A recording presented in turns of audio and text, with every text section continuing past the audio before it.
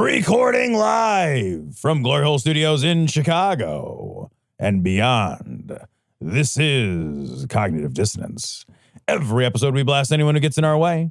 We bring critical thinking, skepticism, and irreverence to any topic that makes the news, makes it big, or makes us mad.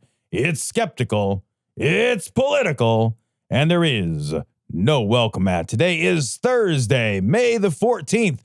And I'm back in studio, Cecil. You aren't fixed yet. I am not fixed. Next week you're getting fixed. I get fixed up next week, but I made it to the studio today for the record. Tom, everybody, we might have a different schedule next week. Tom is gonna. What are they gonna do? Tell people what they're gonna do, because you described it as spatchcocking your neck, and I don't know that that's true. But you tell me. It feels like not that. You tell me. So I screwed up my neck. I don't know how, just by being an old piece of shit. So. I thought at first I herniated a disc, but I actually, the disc space kind of just has collapsed between C5 and 6. And then I have a herniation at 4. So like I still have the herniation. No, I mean, I did do that. But I also had this other stuff. Yeah. So to fix it, they've got to do, it's actually really fascinating shit. They've got to do like what's called an anterior cervical microdiscectomy infusion. So they go in through the fucking complicated. neck. Yeah. I already failed out of neck school. I know, dude. You know what I mean? Like the moment you said that, I'm like, it's basically like a Frankensteining procedure. It's a spatchcock. They're going through my neck, and they're gonna brush apart all the bits that make you alive, like kind of retract all the living stuff. Bloop. Yeah, I know, it's fucking like I'm telling Haley about it, and she's like, "This sounds scary. Why aren't you scared?" I'm like, "Well, what am I gonna do?" Like, yeah. Like I could be scared and that would not help, or I can laugh about this and that's better. Yeah, that's better. You know, it's way better. Because like I am a little scared. Yeah. I can see that. They're gonna like retract all the fleshy bits that like let you breathe and have oxygen. Yeah, and no, blood. those are important. Yeah, and then they get to the necular region around your spinal cord from the front. Yep, yeah, from the front. So they got to look through the cavern of your body. Yeah, it's fucking crazy. They don't do it like really hardly ever from the back. Like they really don't want to come in from the back. And from what the physician's assistant said, and I don't know how true this is because we had only like a 2-second conversation, but he said, there's a ton of muscles back here and you don't really want to be cutting through all those muscles. Yeah, they keep your head up. It helps. So, but then I thought, well, like there's a like trachea. Yeah, like there's other, like I don't know, like I don't fucking artery know. Or whatever. Yeah, man, it's terrible. Like the front feels. Dude, it doesn't feel like there's any real good way to go in the neck. Yeah, you're like, I gotta go in the neck. You'd be like, maybe we don't. I don't know, man. So they're gonna like take the discs out. Yeah. So I've got the 2 bad discs. They're just gonna completely take those out, and then they put in a spacer, and then they put in screws and plates, and the spacer they put in is impregnated with a biologic material called I factor, and that I factor material will encourage bone growth. It's crushed up embryos, isn't it? They actually used to use cadaverous material. Okay. So when my dad had this done 35 years ago, and they had to go into his hip and take bone from his hip, and then they use that as basically like I think it's called like an allograft or something along those lines. And they put it in there, and that is what encourages more bone to grow. Yeah. Now they just have this like super material they put in there, and like your blood and shit hits it and is like, we should make bone. And then it just fucking makes bone there. That's amazing. It's awesome. It's awesome. So like, and then that will take all the pressure off the nerves. So I've got a ton of pressure on the nerves. And you're going to be screwed up, right? They're going to screw the shit out of you with like titanium a cage and shit in there. Plates and screws and shit in there. Okay. Yeah, it's cool. And never be able to go through I asked about the metal detector. It's titanium, so I can go through. Oh, nice. Yep. You can't go through a titanium detector. I can't go through it. Well, then I immediately was like, well, wait a minute. Like, if I was a terrorist, why would I just have a titanium? Everything's made of titanium. But I think it's just the amount of shit, you know? So, because I was also wondering, I was like, can I just not get MRIs again? But it's non-ferrous, so you can get MRIs or whatever. No kidding. I didn't realize that. Okay. Yeah. Cool. So like, it's actually pretty awesome. Wow. You will not be Iron Man. I will not be. I'll be titanium guy. I don't know if that's as cool. Titanium fella. So. But I cannot wait. Yeah. I will tell you, like, you know how like time like speeds up when you're having fun? Like, and it slows down when you have like... How slow is it going, bro? It's really slow, man. It's so slow that like, and I'm a little out of it too, because like I'm not taking, this is hilarious, but like, I was like, well, what can we do for the pain? Because I've got bone on nerve on bone. I have no space in the back. Unpleasant. It's very rough. And he's like, yeah, well, like you didn't respond to the morphine in the emergency room. That's not unusual. He's like, you know, opiates aren't really good for nerve pain. Sure. And I was like, okay, well, what is? And he's like, you can take like enormous doses of like gabapentin or pregabalin, but those have all these problems. And it takes like a week or two before you're going to know if they work. That seems stupid. And I was like, I don't want that. He's like, you can take some prednisone, keep the swelling down, but you got to taper off of that before you get to surgery. So like, I'm just doing nothing. It's like Tylenol. Oh. And I'm like, so you're doing nothing and you're all out of ideas. That's it, man. So, and does Tylenol even help? No, but I do it anyway because I just feel so frustrated that it feels like I did something. What you got to do is you got to take it like the guy who takes the pill in The Professional and put it between your teeth and crack it and hold your head back. And then just, that's what you got to do. So it's fucking crazy. I'm actually tapering off of the prednisone starting today. Nice. So like 3 days. I won't be on any prednisone 3 days prior. So 3 days prior, I'll be totally just fucking whatever you do. Don't mess up Tom's food order those days. I'll tell you what. I had to totally call off of my day job. Like I was trying to work, and like I'm on the phone and people are talking, and I'm just like I can't will concentrate. Fucking kill you right now. I'm like. Somebody did so I was like, we should just probably fire him. And they're like, no, I don't think we should fire him. Like that guy did a fine job. He just made a little mistake. I need to just relax. I gotta chill. Like, Well, so. I know that we're gonna get messages from people be like, Cecil, you're making this guy work for it. No, you're not making me work at all. But genuinely, like you said, like you've got to keep moving because it keeps your mind off of this sort of thing. I would rather be here with you doing the show or, doing Citation Needed or doing Dads or like standing up and like walking around my kitchen. Like then... Because just sitting around and just watching time go slow is not helping. Yeah, and it's super unpleasant the whole time anyway. Yeah. So it might as well be unpleasant and talk about really unpleasant things and the whole like time. the state of the world. Yeah, like the state of the world being unpleasant. Is just like... And you're like, wow, it feels like my neck all the time. But in any case, Tom is going to have surgery next week. Well, and you're driving me Tom and I are going to take a couple days off to make sure that Tom's okay. But I may or may not be able to get another show next week. Yeah. So we're going to record a second show today. If we can't, we'll release that one. Yep. If not, we'll save that one. But I'm hoping I can get a guest between now and then so that we don't have to worry about skipping a week and that there will be something there. But we will have a second show that we're hoping to bank for when I go on vacation, but might not happen. We're going to give it a try. We'll see what happens. We're going to give it a But in any case, just so you know, it might be a long form show next week, or it might be a guest show next week. It just depends on what we get to and how we handle it. But I want to let people know that Tom is going to be going through this next week, and I will post. If you want to know how Tom's doing, I will post on social media on our fans of page. I probably won't post it on the big, like, hey, everybody, whatever, on these big ones. But if you're not, you can go to the fans of Facebook page and they will then will post to something there and pin it. Oh, that's nice. And also if you send a message to, Dissonance Pod, I'll respond to it. If dissonancepod@gmail.com, I'll respond to it. But Tom is going in Wednesday. Yep. And then hopefully he'll be home on Thursday and everything will be good and Tom's going to be fixed. And then hopefully the next week he'll be back. If not, I'll find a guest or we'll figure something out. But just letting people know that things are going to be a little weird for a little while. Yeah, I'm going to be fine. I mean, Tom's going to be fine. It's just like the show is a little weird, whatever. But the show is the show. And I suspect a week after, like when I had my low back fixed, 3 days after surgery, I was hitting on Haley and trying to go out for dinner. 3 days after surgery, you were climbing a thing in New York. You were climbing on a scaffolding in New York. Yeah. So I think I strongly suspect I'll be fine. So okay. Fingers. Well, I think Tom will be fine too. Crossed. Tom has already survived surgeries. He's a very strong and tenacious individual. So I'm sure he's going to be fine. Have you ever been in general anesthesia? So the only time I had general anesthesia was when they looked at my butt because I had a the colonoscopy. And it wasn't like general. It's like a Twilight thing. So I've never actually done it. And I did not like it because they said I talked to them and had conversations. I'm like, no, I didn't. No, this part didn't. None of this did. Something there did. This wasn't it. I didn't do it. And I hated hearing that. Yeah. I had like a actual like conversation with someone while I really did not enjoy hearing that at all. I would not like that fucked me either. up for like a week. I was thinking about that. I was like, who's in there? Yeah, I know, like, man. Who's in there, man? There's a ghost in the machine and it ain't you. Wasn't this? I didn't do it. No. It was fucked up. Yeah, man. Fuck that. Yeah. I only had general anesthesia the one other time when I had my low back surgery.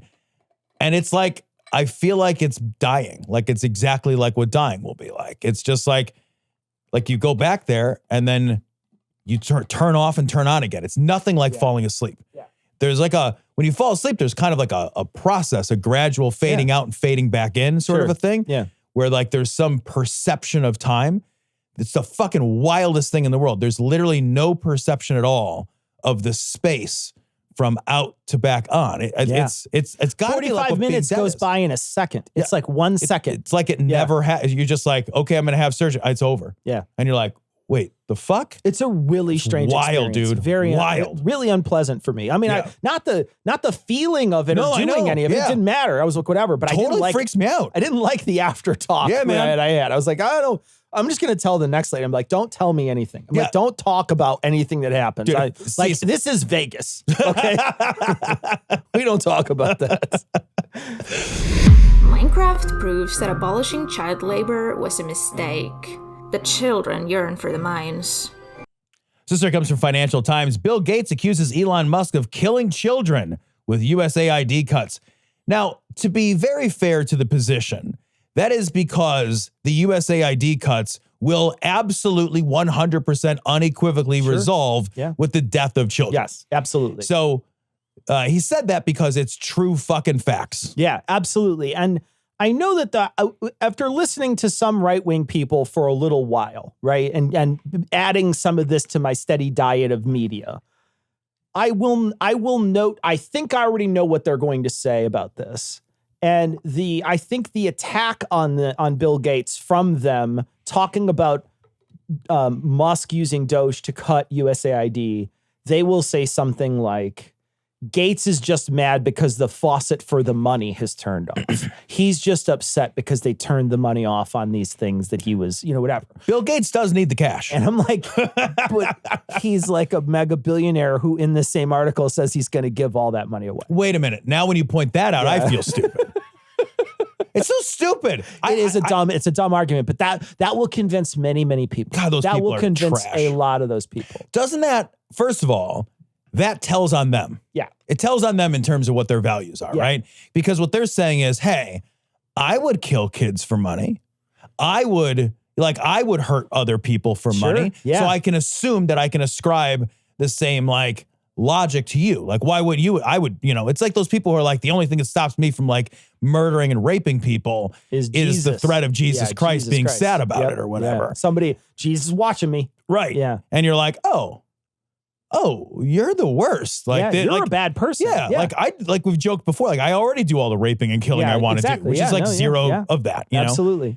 But I am curious because you have been doing No Rogan now for, I don't know what. Since the beginning of the year. A fair bit of time now. Yeah. So your diet now does have more right-wing stuff that's leaked into it. Has that changed? Have you softened your views on any of their views at all? I don't feel like I have at all. In fact, it's made me a little more reactionary to some of this stuff because I just see how simplistic some of the arguments are. Yeah. And so it's made me a little more agitated that just like you were, where you're like, now I'm madder because it's so easy to convince you. Right. Yeah. And that's what I think that's sort of where I've been sitting more and more. It hasn't softened my views on their viewpoints. I feel like I'm trying to give them the benefit of the doubt. That's why I was curious, because you hear all the time, and I think it's generally good advice, in theory, right? You hear all the time that we should be consuming a diet of media, and I believe this to some degree, a diet of media that has some diversity in terms of its viewpoint. Sure. And I think okay. And I have made sure that I listen to Slate, sure, but I also listen to the Wall Street Journal podcast, right? Yeah, so I every single morning, I never skip it, right? And so I do believe that that's a good idea in general.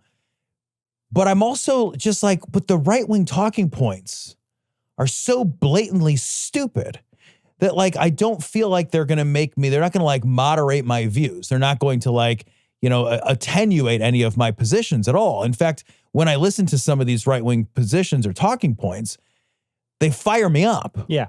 Because they're just so dumb. They're blatant and they're manipulative in ways that are really transparent and really without facts and without evidence. And I was just curious, if you had. It doesn't. No, I'm the same way. And I feel like I think our show has done a okay job in the past of pointing out those manipulative things on the left, right? Yeah. When somebody does something on the left that's trying to manipulate. And we're going to talk about one today. Yeah. Like, wait. Hold on a second. Let's get the facts straight. Let's figure it out.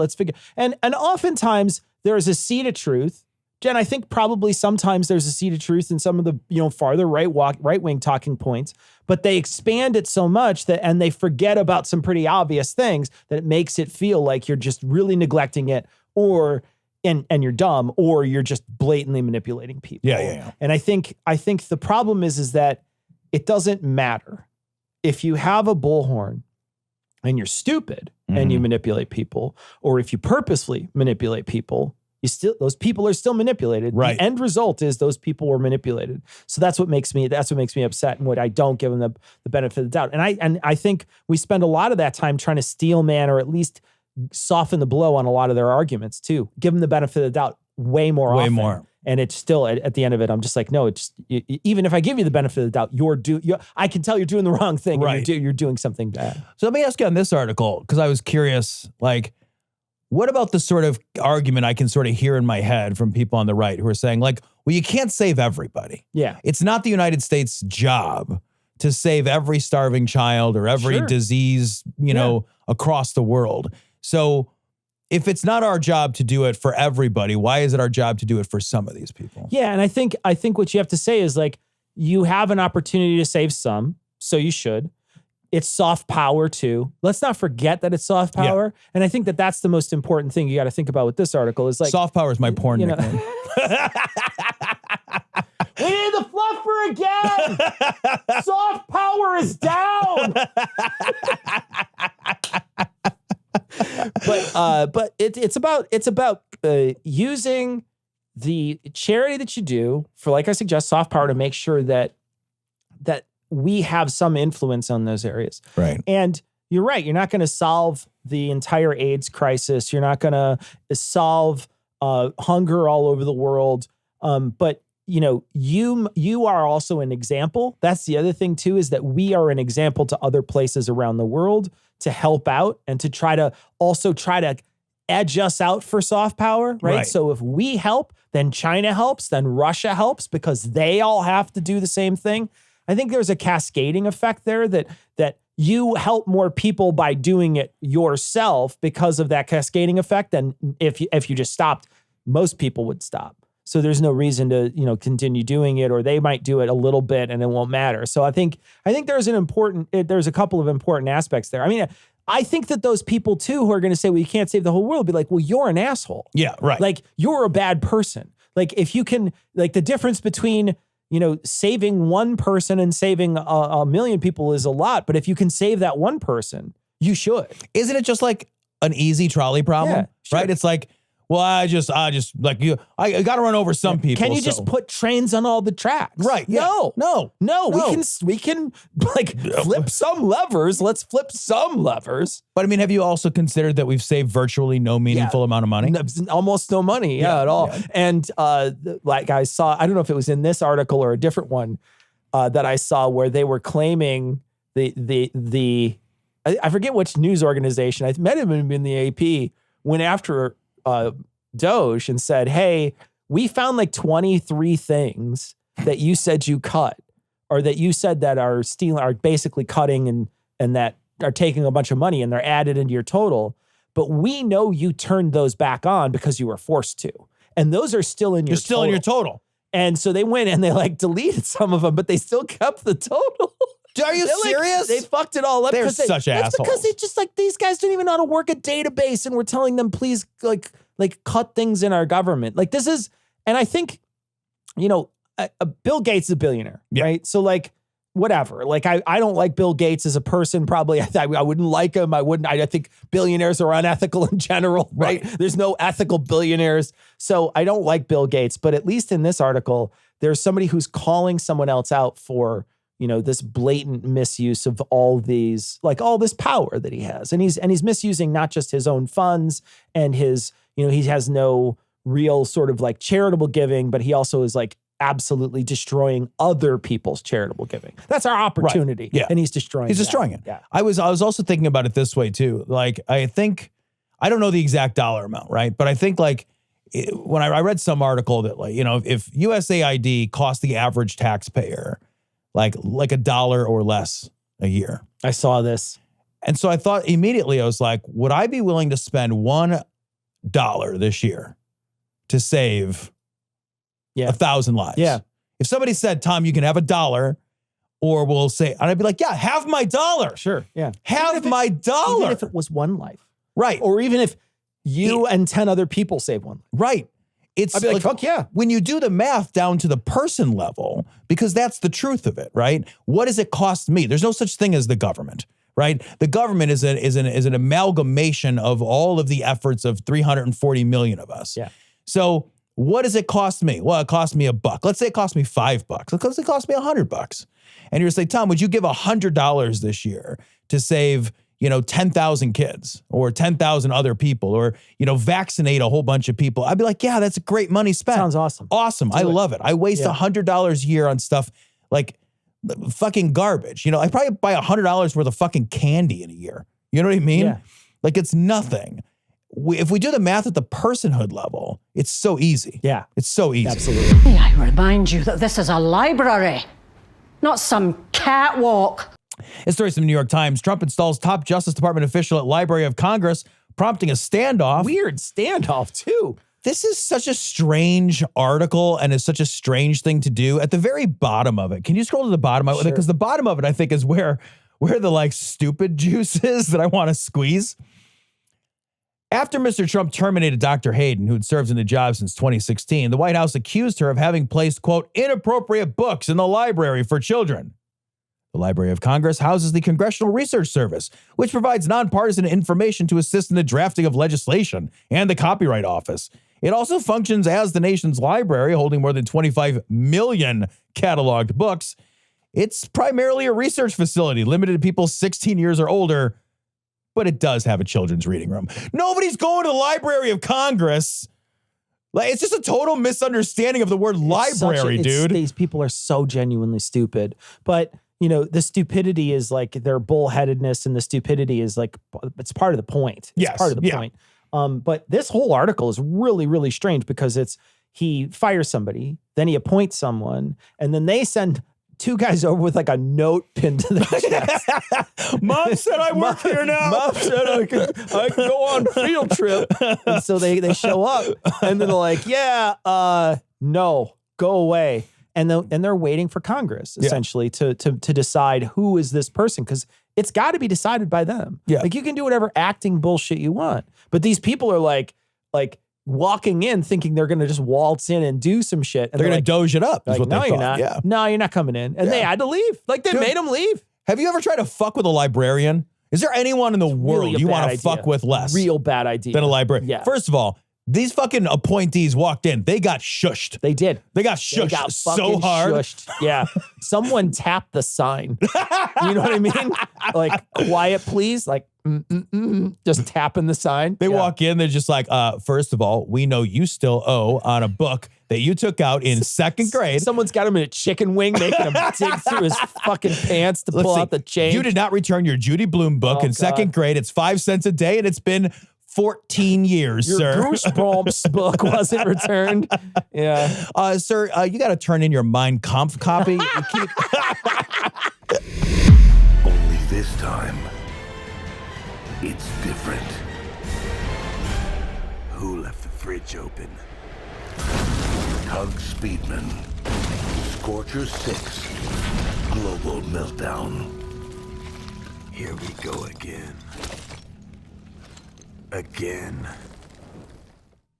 story's from the New Republic. Trump has total meltdown after MSNBC exposes tariffs disaster. So there's a clip. I think we can play the clip from MSNBC where they break down the tariff shenanigans. Sure. We can play the clip from MSNBC. All right, so here's that clip. Donald Trump is backed into a corner. His grand plans of tariffs aren't working, right? You're seeing day in and day out more business leaders, whether it's Warren Buffett or Jamie Dimon or Ken Griffin, on big global stages saying this is going to crush us economically. And then you've got congressmen, senators from every state saying to this White House, our small businesses are dying here. I'm not saying Donald Trump has changed what he thinks in his heart, but he's backed into a corner and he needs to get off this crazy tariff train, and he knows it. So what did we see with England, right? Great Britain, you've got a PM there who's a close ally of Donald Trump, and they're saying, let's put on a show, let's create a theater, and let's say we've got a deal. And yes, there aren't any details to it. There is still a 10% tariff, which is why Jay Powell is not cutting rates, because 10% is more than triple what it was. So it's still going to be painful, especially for small business. But what's most important is the language around China. A week ago, China was like, we're not showing up unless you lower the tariffs, and we didn't. 48 hours ago, Donald Trump said, we're not going to lower the tariffs. Yesterday, he said, yeah, maybe. And today, things are softening even more. So I absolutely agree with you that Donald Trump is looking for some sort of exit here. So he saw this. Yep. And he got real mad. Dude, he got about big it. mad He about got it. so mad about it. He truthed it out. He truthed out like a bunch of like insults. Yeah, here's what he truthed out here. He said, I just watched an exhausted, highly neurotic Stephanie Ruhle spew She didn't look exhausted or neurotic, by the way. That's just like fucking slander. It's just a way to like make, because like you pointed out weeks ago, like Trump, the only thing Trump has to judge people is their appearance. Yeah. Right. So if he makes them sound like their appearance is bad, right, then that makes them bad. Right. And so that's because that's how he judges people. He thinks that's how everybody else judges them. Yeah. Highly neurotic Stephanie Ruhle spew lies about tariffs, as do many others, in order not to give me the victory that they all see coming. Few people know Stephanie Ruhle, but I do, and she doesn't have what it takes, he wrote, personally attacking the MSNBC host. Our deal with the United Kingdom yesterday was amazing for both countries, and in addition to everything else, British Airways just ordered $10 billion worth of new Boeing planes. We're going to make a fortune with tariffs. Only smart people understand that. And Stephanie was never known as a high IQ person. MSDNC has become the voice of the Democratic Party, and they should be treated as a political advocate with all the taxes and penalties they're from.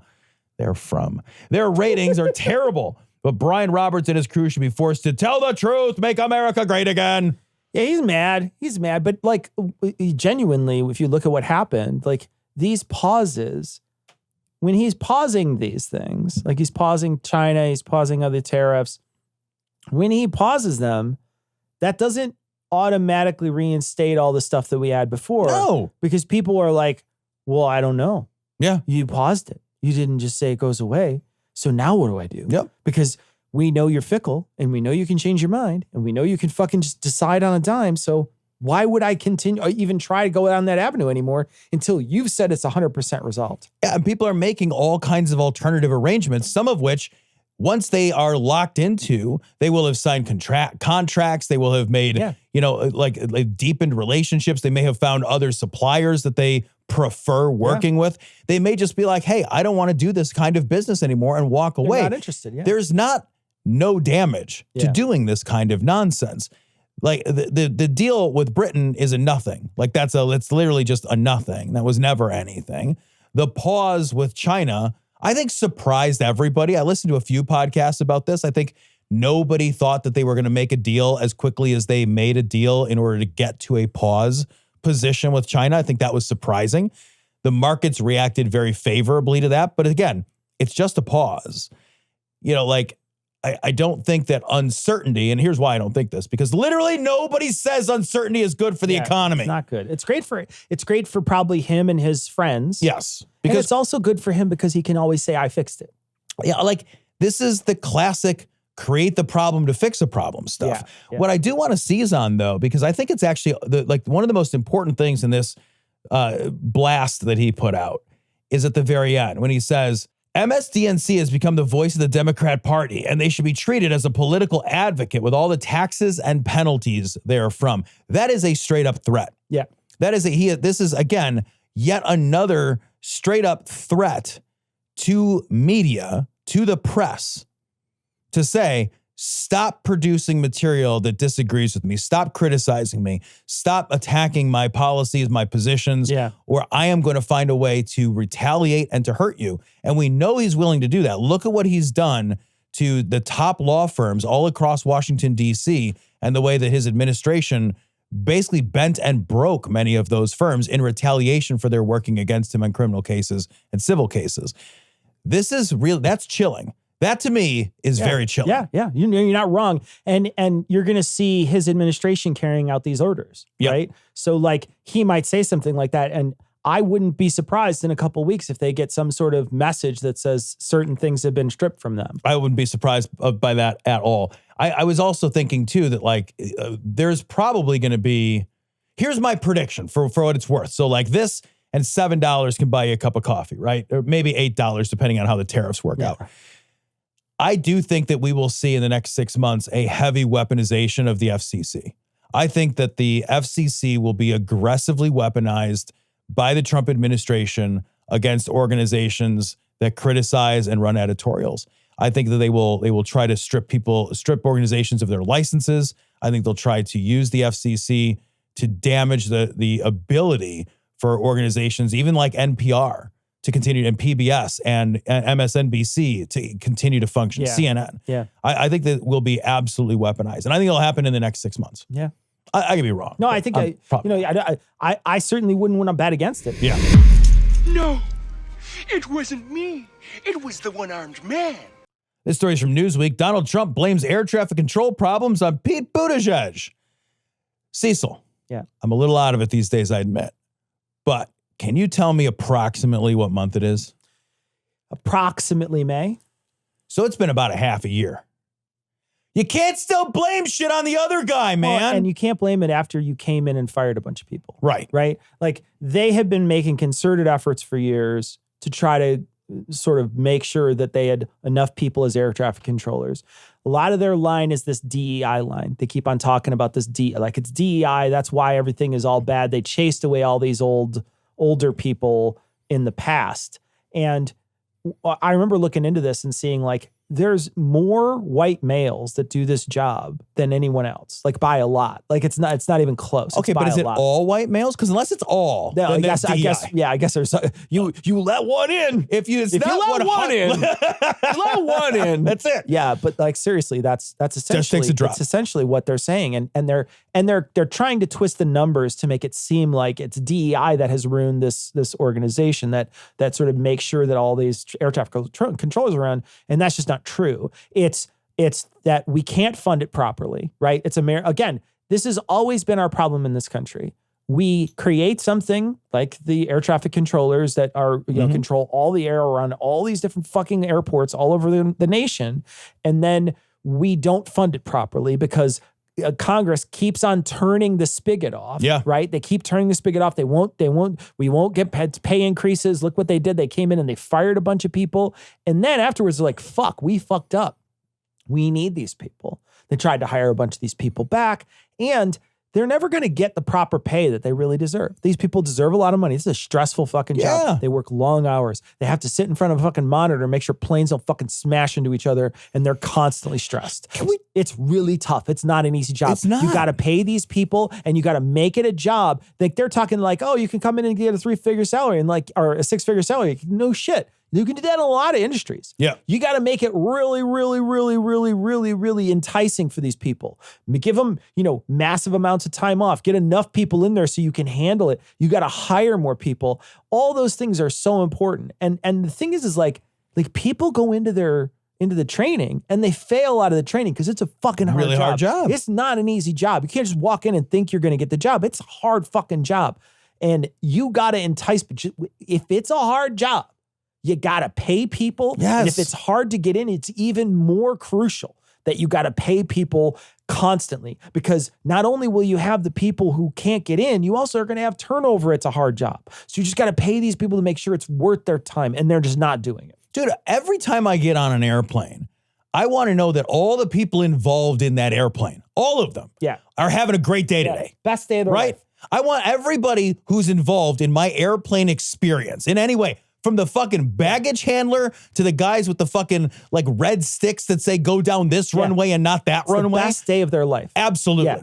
I don't want anybody. And the air traffic control guys, dude, they should work 4 hours a day and they should get a blowjob the other 4 hours of the day. I'll tell you what, like literally, they shouldn't, what they do is they make these people work a lot, and they make them work a lot because it's a hard job and because there's not a lot of people who do it. We should fix that. We should, like you're saying. There's a way to fix it. There's always a way to fix these problems, and it's real easy. Yeah. And the problem is that there's never any will to do it. They are willing to give giant tax cuts to the wealthiest people in this nation, chances are you're never going to see a real change on your taxes. I'm not really going to see a change on my taxes. It's not really going to be a big deal. Trump's going to cut it for businesses and for very specifically for very wealthy people. And you're going to wind up seeing all this money, this trillions of dollars that we're not taking in now. They got to find it somewhere. And they're not going to be able to bolster these positions. It's just bad. It's just bad planning. It's bad so work. bad. Like, we want to travel. Like, I understand this is kind of like a first world problem, right? There's other people out there who can't travel, right? But the people, people do want to travel safely. Yes. Like, if you can travel, even if, like, let's say you can't ever travel. Let's say you're just, paycheck to paycheck, the best you can do. But like once a year, you might be able to go back home and see your family. You certainly don't want to get a car, like in a fucking airplane crash that day. No, right? And like, there's a lot of people that travel for work. There's a lot of reasons people are traveling. Like, this is like using an airplane in the 21st century is not just a luxury thing to do. It is often a necessity thing to do. But I also think, Cecil, like, there's just some jobs where we've structurally created environments that are artificially terrible. And weirdly enough, they're like the highest stakes jobs. It's like, you go to the hospital and there's like this doctor who's like on his fucking 32nd consecutive hour. And he, like, you know what I mean? He's in the emergency room and he slept like hanging upside down in a coat rack like last week or something because he's like got to do his residency. And he's like, I want to save your life or fall asleep. I don't know. And then, like, you got some fucking air traffic controllers like, there's like 300 people in a ball of fire if I do anything wrong, and like, that guy should be so well rested. All these people should just have entirely different lives.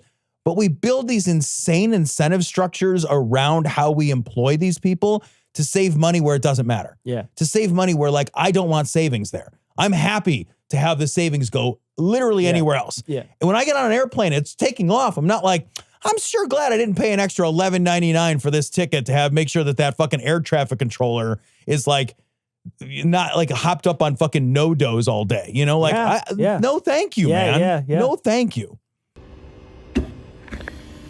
Oh yeah, you hear that? Yeah, it's my 3D printer, and you might be wondering, am I 3D printing sex toys? You bet I'm not, because I know well enough, maybe not through experience, but maybe also through experience, that I should go to adamandeve.com and use code GLORY when I want sex toys. Adam and Eve makes it so much fun and easy and educational to go to their website and learn about the history, the future, and the currency of toys. Sex toys, that is. So why don't you take your 3Ds and go to adamandeve.com and use code GLORY for unbelievable savings. What savings, you ask for? 50% off almost any one item. Damn. You talk about 50% infill, if you know what I'm talking about when it comes to 3D printer. And then Adam and Eve loads the thickness of your walls with free stuff. Does that make any sense? First, they hit you with that initial layer speed of giving you 3 free gifts. One for you, one for them, one that you both can enjoy. Them being your significant other that wants to have some fun too. And guess what? Adam and Eve then puts the fill in filament when they're filamenting you with savings by giving you 6 free spicy movies and free and discreet shipping. Let's just skip to that, no more puns. So go to adamandeve.com as soon as possible and use code GLORY, because you can't spell print on demand without them hands, and them hands on your body, and toys also probably is in there somewhere. Whatever. adamandeve.com. Use code GLORY. We love Adam and Eve. Do it. Bye-bye. Math is a wonderful thing. Math is a really cool thing. So get off your ass, let's do some math. Math. This story's from the New York Times. Millions would lose health coverage under GOP bill, but not as many as Democrats say. A widely circulated talking point about cuts to Medicaid inflates the legislation's effects by about 5 million people. The actual legislation, if it goes through, will knock about 8.6 million people off of Medicaid. That is the actual number. And what the Democrats are doing is they're saying, all right, but what if these other things that are set to expire? Yeah. Then which is a good bet. Yes. Which is a good bet. Yeah. But it is also not directly related to the GOP's current effort with their bill. Yeah. It's a conflation to make that number go from 8.6 million to 13.7 million. I have a real problem with that. That's a credibility fuck up that they should not fucking do. And 8.6 million is enough people to catch my fucking attention. I think so too. And I think like I do sympathize with you on this. I think like I understand where they come from because you're like, that's possible. Not only possible, it's probable that those things will expire and these people will be knocked off Medicaid. And it might be easier to do once we pull these other people off Medicaid to let these other people lapse off Medicaid, right? Because the dominoes will fall. So I understand the logic and I recognize it. Yeah. But I also recognize too that like they're trying to make it sound like, hey, it's actually, you know, while it's not 1%, it's like you're going from 3% to 4%, about 3%, a little less than 3% to 4%. So they want to make that 4% number, right? 4% of people in the United States will get up. And if you don't take the millions, you don't take all the people in the nation, you just take the people who are on Medicare and you say X number, it's way more damning. Because like, let's say there's 60 million people on Medicaid, sorry. 60 million people on Medicaid. If 60 million people are on Medicaid and you take away 13 versus taking away 8, that's a huge difference. Yeah, it is. And that makes people stop and be like, holy shit, am I 1 in 5? Right. Am I going to be the 1 in 5? And then it's like, oh wait, it's 1 in 4, or it's 1 in 7. Oh, that's different. Right. You know, and it's not much different. I'll tell you right now, it's not much different, right? It's still, like you suggest, it's still going to capture your attention. But it's important, I think, because this is now the wedge. And the problem is I think with the right-wing media is that if you say a wrong thing one time ever, then you're completely discredited forever from that point on, even if you made a mistake and correct it. And if you keep going with this mistake number, now you look like a liar. Yep. Well, yeah, I think strategically, just from like the Democrats are playing politics when they're talking these things up, right? When they're trying to make their case to the American people, they are making a political case. And I think that the problem here is that it's a pretty complex issue to get to move the needle from 8.6 to 13.7. When I read through the article, it's kind of complicated, right? It's kind of complicated in terms of trying to understand what is going to expire and who passed it and why does it expire. And, you know, like, so America's not good with complex messages. What America is good with is those guys are lying to you. Yeah. So you can't give them you're lying. You can't give that to them. You just have to say, hey, the Republicans are working on knocking 8.6 million people off of Medicaid. It could be 13 million by the end of the year with these other things or whatever. There are other dangers to Medicaid, which would increase that number if we don't act now. But I'll tell you what, the current bill as proposed will knock 8.6 million people off of Medicaid. Hammer away at that. That's powerful. Don't give them an opportunity to call you a liar credibly. Never give them that opportunity, because there's so many people who are so willing to believe that. There's people that are willing to believe that, like, Hillary Clinton eats baby faces to suck out their fucking adrenochromes underneath a pizza parlor. We are not a nation that deals with nuance and complexity well. Not very well. You know? Not very well. Well, I got a question for you, though. Yeah. So, you know, there's this whole push for, like, let's stop with sort of the status quo of what the Democrats have been doing for a long time. Yeah. You know, let's stop playing these meek politics. Let's not do the, it's no longer when they go high, when they go low, we go high, or whatever it is. Yeah. Like, we go low now. Is this an opportunity that we're missing because they're going low? And that's kind of what I think people want. They want to make sure that they force a message that's important to a lot of Americans. Yeah. I think it's a difficult balancing act. I think we do have to not pussyfoot around, for sure. I think we got to take the message to the street really, really hard. But we also are held to a different moral standard amongst our own constituency. Yeah, we value truth. Yeah. We value truth. So we have to, it's a different kind of a balancing act, right? So I think the reality is here, we have to hit that 8.6 number. There's enough juice here to squeeze. There's enough juice. You don't have to get, you're right. Like, there's plenty here. In Enough is enough! I have had it with these monkey-fighting snakes on this Monday to Friday plane! Everybody strap in! I'm about to open some freaking windows. Cecil, this story is like all I care about. This is from the New York Times. This really bothers me. Trump's plan to take jet from Qatar heightens corruption concerns. The second Trump administration is blowing through limits on the mixing of public office and personal benefits.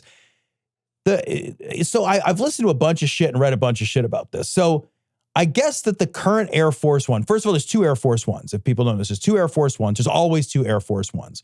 Or two planes that can function, I should say, is Air Force One. Air Force One is there's only ever one. It's the one he's on. It's the one he's on. Right. So I don't want to get an email, but like there are two 747s that can function in this regard. And these are very specific purpose made or purpose retrofit planes. The planes we're using now are old. They're like 40 years old.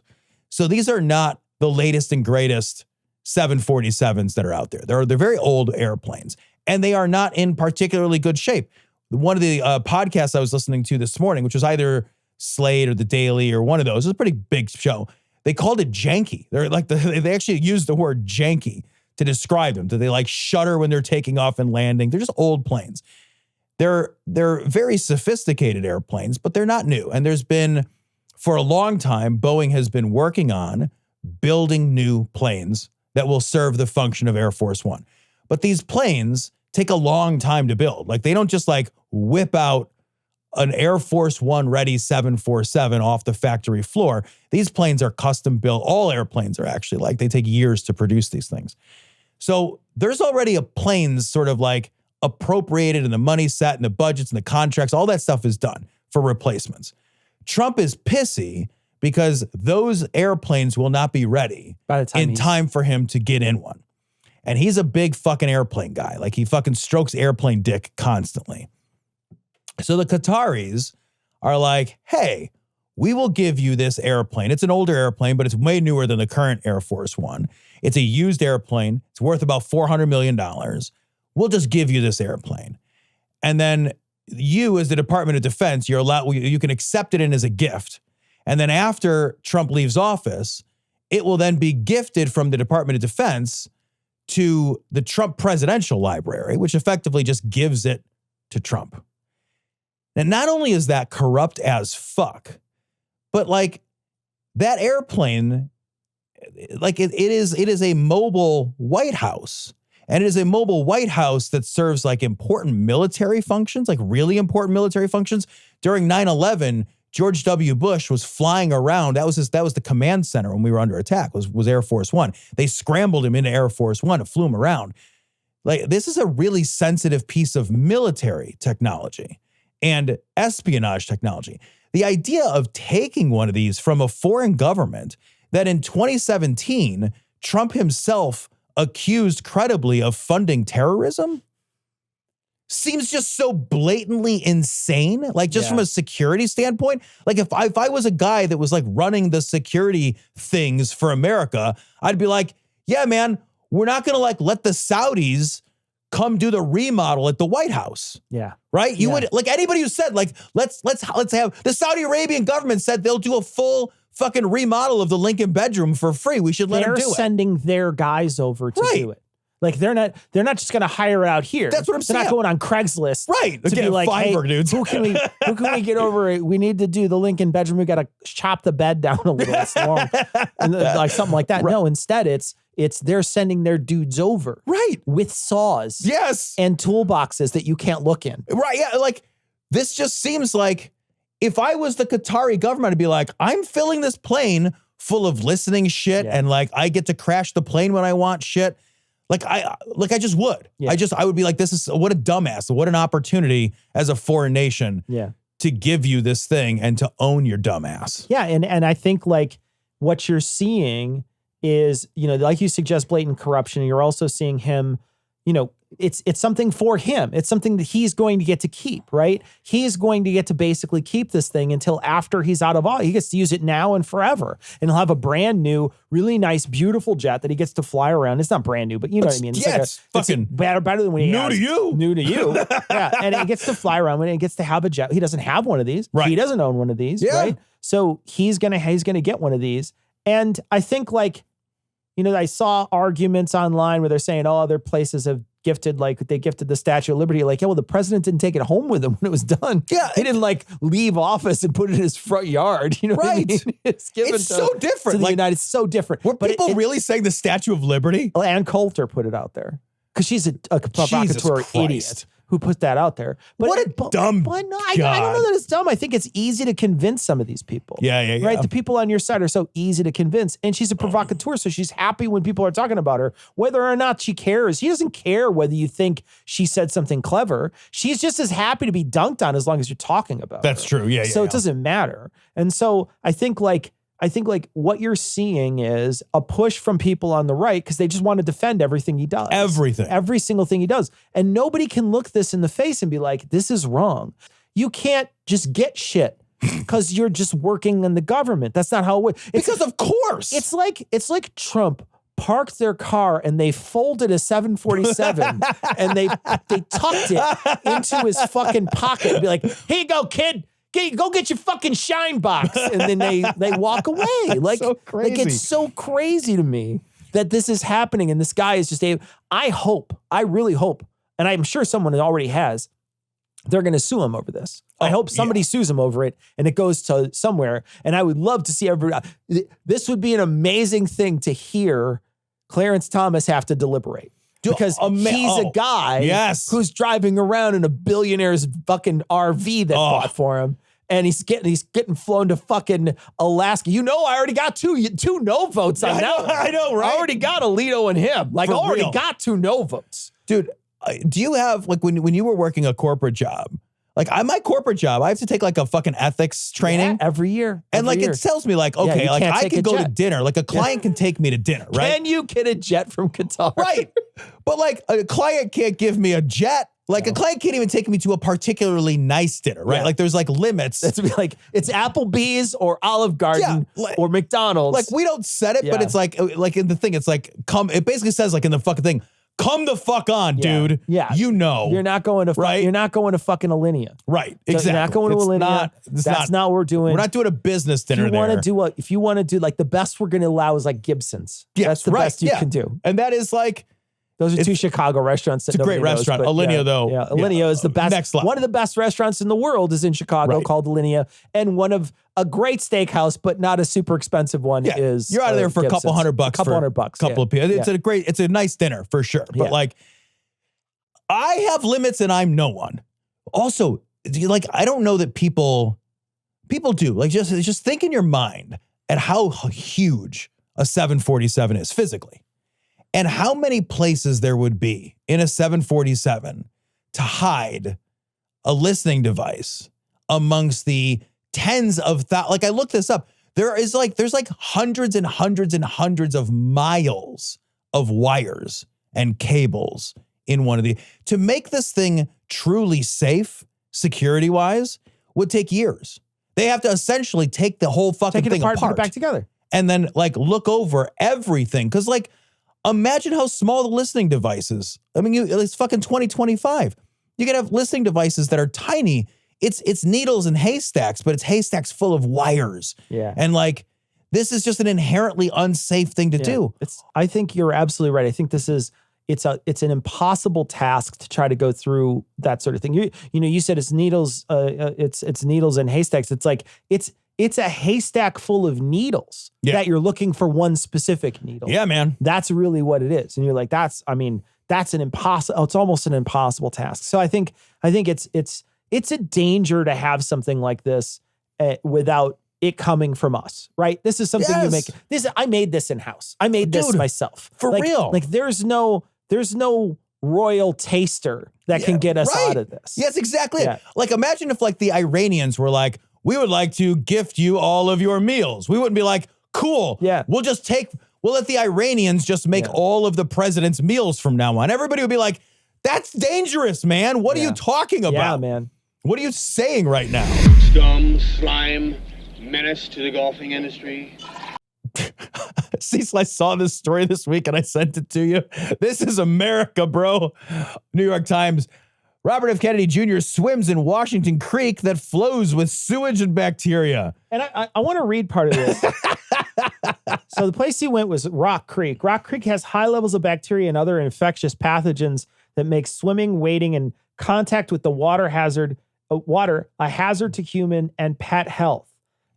They said that, okay, so first off, Dummerton Oaks. It's perfect. That's kind of perfect. It's perfect. It's kind of perfect that this guy is swimming near a place called Dummerton. I know, man. And you're like, yeah, no, that tracks. Dummerton totally tracks. But here's the thing. This place, this Dummerton Oaks Park, where he went, and he's taking pictures, and I'll show you him in the water here.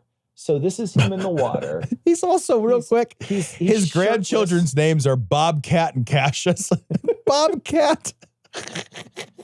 It's so perfect. I wonder if he talks like Bobcat Goldthwait, where he's like,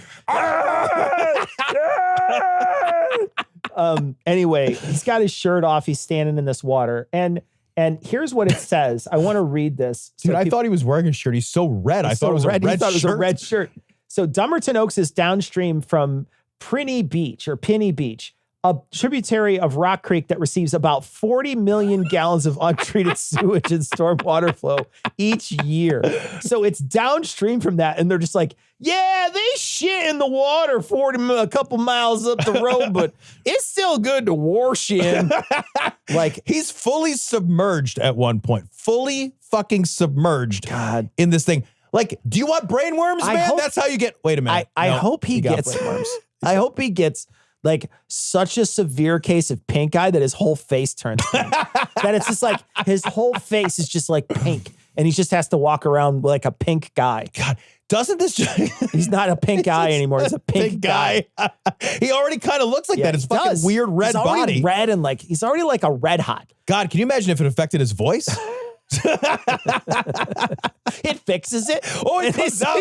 He's got like a smooth as silk sort of deep voice. He's gonna come up, but he's so much better. But he's gonna have that third eye like the Simpsons fish.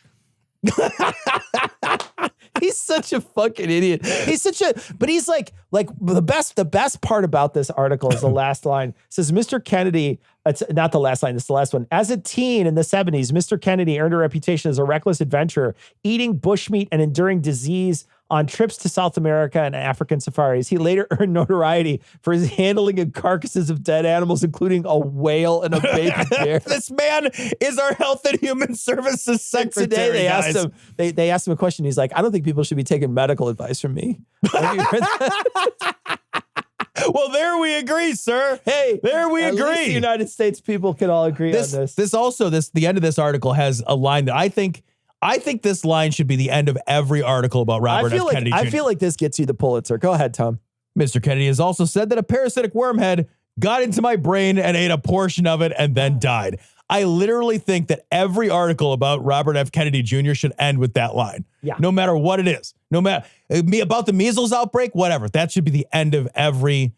This is like that guy who's like, yeah, this stuff is perfectly fine. And then he drinks it, and what was it? You did a show about him, Midgley. Yeah. Midgley, who was like, this is like fucking leaded gasoline or whatever is perfectly fine. And then he like drinks it in a news conference and like gives himself like lead poisoning. Yeah.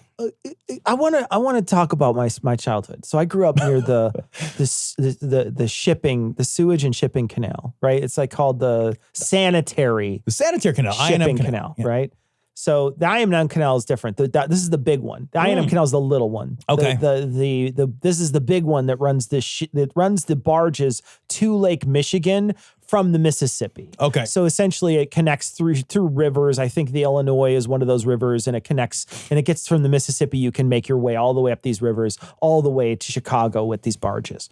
Well, I remember growing up there, and I remember my dad being like, all my parents were always like, don't ever go in that water, because they never said it was dirty. They never once said that. They're like, there's a major undertow and it's going to pull you under. And I know they were lying to me because it's sewage. Like, it's literally untreated sewage gets poured into this water, and this water just goes on because there's untreated sewage in there. And I remember there was this kid, and He wound up jumping in there. He dove in. Oh shit! And like swam around and then came back up. And he got so fucking sick. he got like E. coli or whatever. Oh, I don't doubt it, man. And he's like, he went for a toilet swim. He went in a toilet swim. And I remember growing up and being like, I'm never going to go in there. But I knew at like a pretty young age that I was like, they don't want me to go in there. There's no undertow. There hasn't been a barge in 3 hours. It's not like there's like just a weird current in there that goes underneath. It's that my parents were like, yeah, man, it's full of sewage. And if I just say that, kids are stupid. Yeah. And that's not going to work. So I'll lie to them. Smell bad to me. I'll lie to them. And then they will say, but there's so many of these creeks and rivers and shit around here that are just full of garbage, right? And like maybe when you're a dumb kid, I can say, okay, well, you're a dumb kid. Like you did a dumb thing. But when you're an adult and there's literally notices that say, please don't go in the water because there's going to be a turd that floats by you. And you're like, yeah, it's fine. It's fine. Just take the grandkids out for a little turd swim. It's fine. Half of these fucking riverways and waterways and fucking like all of it, they have signs you can't even eat the fish you catch. Yeah. Yeah. Like, it's like, yeah, you can fish here, but it's like, it's catch and release. Sure. You're not bringing something up and being like, oh, I'm going to fillet that at home and have a nice poop fish for dinner. Well, nobody wants that. They're all full. It's, again, do you want brainworms? Yeah. Well, that's how you get them. This is how you get brainworms. This is how you get them every time. Technically, I'm not a doctor yet. This story's from the AP. Donald Trump taps wellness influencer close to Robert F. Kennedy Jr. for Surgeon General. So this is Callie Means. We just did a No Rogan. I recorded it this morning with Marsh, and I'll be editing this weekend. It's coming out on Monday or on Tuesday next week, where we covered the Rogan interview where he interviews him and his sister and her brother. Her brother is Casey Means, and they're both wellness influencers. They have a whole wellness empire. She has an app that runs off, it basically monitors your glucose all the time. Okay. And she dropped out of she was in medical school in her residency phase. So after you graduate from medical school, you go to residency. And residency is normally 3 to 6 years worth of time where you just go do shit underneath doctor supervision, where they, watch you and pay attention to you. And you're essentially doing doctor shit, but they are also evaluating you and talking to you and figuring it out. And then you finally get a sort of unrestricted license after you get through residency. In most states, that's how it works. And she was still in residency and she quit. She wound up quitting. She was a surgeon, a neck surgeon, I think. Oh. And then she decided not to do it anymore. She's like, I quit. She was about 6 months from completion and decided to quit. And she became essentially like a quack. Like she went and started like a naturalistic, holistic sort of medicine thing, started doing stuff like that. And then now her whole thing is metabolic health. So everything she talks about is there's a myriad of diseases, all these different things from Alzheimer's to ADHD to depression to young girls going through menopause sooner. All of it is related to diet, according to her. So everything is diet. And it's all related to, these high fructose corn syrups and glyphosate we spray on that's a Roundup, right? That's, all the different plants that we use that phosphate on, or I don't know if I'm saying it right, but you know what I mean. It's like whatever. Yeah. And so that's her whole shtick, is traveling around saying, I've basically figured out this grand unified theory of sickness and it's diet, And so, but her and her brother are wellness influencers. And when you listen to this show, this Joe Rogan show, you find out that they were sort of the link between RFK and Trump. So how they knew RFK because they've been involved in politics for a long, at least her brother has been involved in politics as a lobbyist for a long time.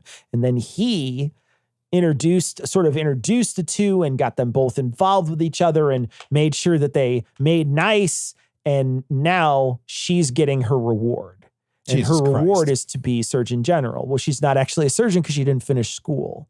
But they are going to put her in there. And what I saw today was an article that said that because she has even and it's pretty much an anti-vax stance, because I heard her talk about the vaccines, and she doesn't sound like she's super pro-vaccine. She sounds like she's hesitant, very hesitant vaccine, where she thinks like maybe 1 or 2 vaccines, but not a bunch, essentially. She's like one of those people who's like not 100% no, but pretty much like a 95% no.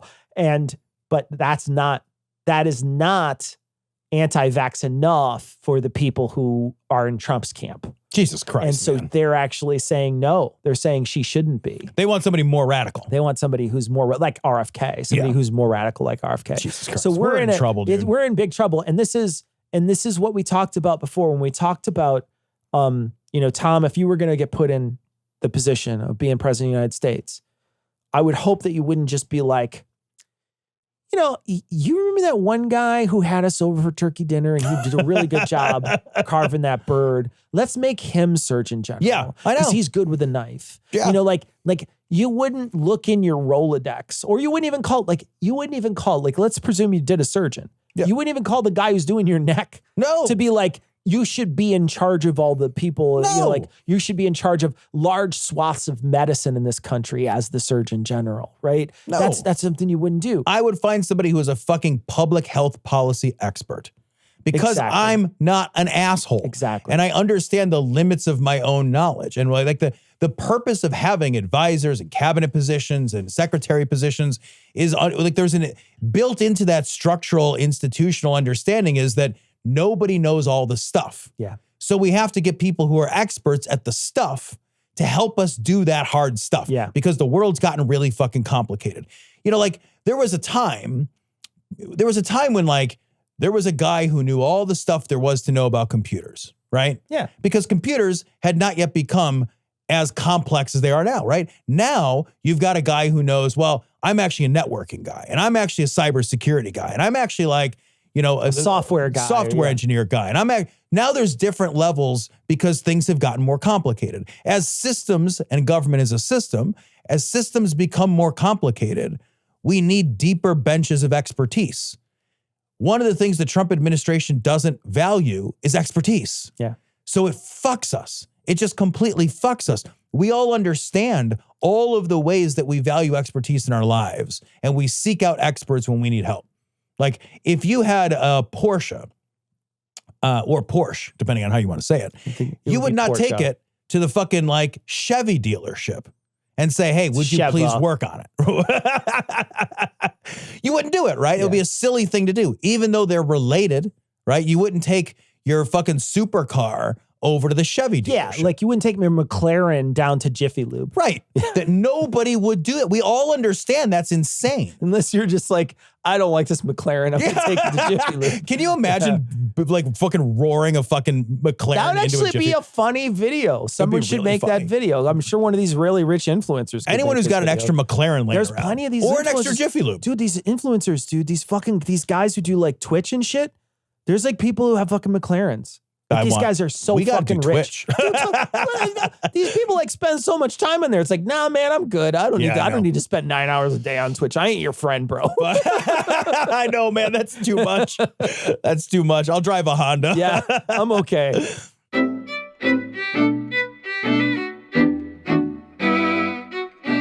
So that's going to be it for this week. Like I say, next week is a surprise. But if you're a patron, you will get an extra show this week.